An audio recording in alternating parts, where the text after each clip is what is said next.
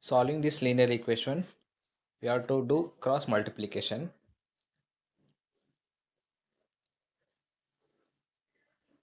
3 bracket 7y plus 4 is equal to minus 4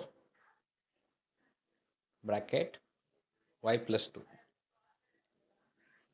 Then 3 times 7 is 21y plus 3 times 4 is 12 is equal to minus 4 times y is minus 4y, minus into plus minus 4 times 2 is 8,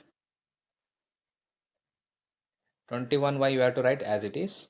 Transfer minus y 4y to the left hand, it sign changes. 4 plus 4y, minus 8 you have to write as it is, plus 12 shifted to the right hand side, minus 12 it becomes minus 12.